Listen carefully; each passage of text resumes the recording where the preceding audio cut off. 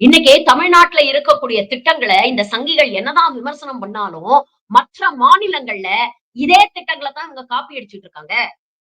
விடியல் பயணம் திட்டம் எந்த அளவுக்கு சக்சஸ்ன்னு நம்ம எல்லாருக்குமே தெரியும். இன்னைக்கு சந்திரபாபு நாயுடு இதே போன்ற ஒரு திட்டத்த ஆந்திர பிரதேஷ்ல அறிமுகப்படுத்தி இருக்கிறாரு. மகளிர் உரிமை திட்டம். பாஜக தேர்தலுக்கு போற ஒவ்வொரு மாநிலத்திலயும் பிளாக்ஷிப் ஸ்கீமா இந்த மகளிர் உரிமை திட்டத்த தான் யூஸ் பண்ணிட்டு இருக்காங்க. ஆனா வெட்கமே இல்லாம இங்க வந்து இலவசங்களை கொடுத்து நாட்டுடைய பொருளாதாரத்தை சீர்குலைக்கிறீங்க அப்படின்னு போய் பேசுவாங்க, விமர்சனம் பண்ணுவாங்க. தோழி ஹாஸ்டல்ஸ் ஒரு மாவட்டத்துல இருந்து இன்னொரு மாவட்டத்துக்கு வந்து பெண்கள் படிக்கவோ இல்ல வேலை செய்யவோ வந்தா அவங்க பாதுகாப்பா இருக்கணும்னு அரசாங்கம் ஏற்படுத்திய விடுதிகள். குறைந்த கட்டணத்துல எல்லா வசதிகளோடும் பெண்கள் பாதுகாப்பா தங்கணும் அப்படிங்கிறதுக்காக ஏற்படுத்தி இருக்கிறாங்க. அரசாங்க வேலைகளில் பெண்களுக்கு 40% இடஒதுக்கீடு. மகளிர் சுய உதவி குழுக்கள் மேம்பாடு. இதெல்லாம் எதுக்கு பண்றாங்க? பெண்கள் சமூக ரீதியாகவும், பொருளாதார ரீதியாகவும், அரசியல் ரீதியாகவும் வலிமை பெற வேண்டும் அப்படிங்கிறதுக்காக தானே.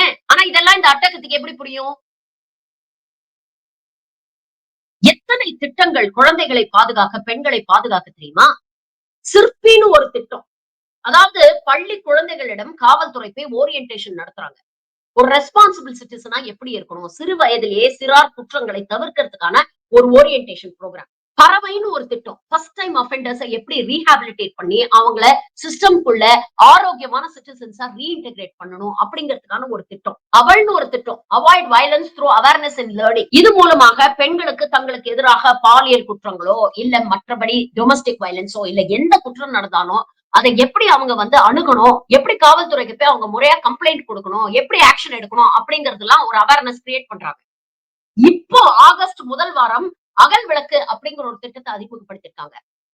ஹை ஸ்கூல்ல இருக்கக்கூடிய 8ஆம் கிளாஸ்ல இருந்து 12ஆம் கிளாஸ் வரைக்கும் இருக்கக்கூடிய குழந்தைங்க ஈஸியா இந்த போன் மூலமாக சைபர் கிரைம்ஸ்ல மாட்டிக்கிறாங்க. சைபர் ஃப்ராட்ல மாட்டிக்கிறாங்க. ஆன்லைன்ல போய் மாட்டிக்கிட்டு மிரட்டுறாங்க. இந்த மிரட்டல் மூலமா மன உளைச்சல் ஏற்பட்டு தற்கொலைகள் நடக்குது. அப்ப இதெல்லாம் எப்படி தடுக்கிறது? சைபர் கிரைம எப்படி எதிர்கொள்றது? அப்படிங்கிறதுக்காக அகல் விளக்குன்னு ஒரு ஸ்கீம் இன்ட்ரோடியூஸ் பண்ணியிருக்காங்க. ஸ்போர்ட்ஸ் விமென் பெண்கள் ஸ்போர்ட்ஸ்ல இன்வால்வ் ஆகும்போது அங்க அவர்களுக்கு ஏற்படக்கூடிய பிரச்சனைகள், செக்ஷுவல் ஹராஸ்மென்ட் இதெல்லாம் எதிர்கொள்றதுக்கு சிறப்பான ஒரு திட்டத்த கொண்டு வருவோம் அப்படின்னு அனௌன்ஸ் பண்ணியிருக்கிறாரு. ஆளுநர் சொல்றாரு தமிழ்நாட்டுல தற்கொலைகள் அதிகமாயிடுச்சுன்னு. அதற்கான போதுமான கவுன்சிலிங் குடுக்கறதுக்கான ஏற்பாடுகள இந்த அரசு செஞ்சுட்டு இருக்கு. இந்த தற்கொலைக்கான அடிப்படை காரணங்கள் என்னங்கிற கண்டறிஞ்சு அதை சரி செய்யறதுக்கான முயற்சியை எடுத்துக்கிட்டு இருக்கு. இன்ஃபேக்ட் செப்டம்பர்ல Tamil Nadu institute of mental health and neurological sciences ஒரு புது ஹாஸ்பிட்டல நம்ம முதல்வர் திறந்து வைக்க போறாரு. அதற்கான ஏற்பாடுகள் முழு வீச்சுல நடந்துட்டு இருக்கு.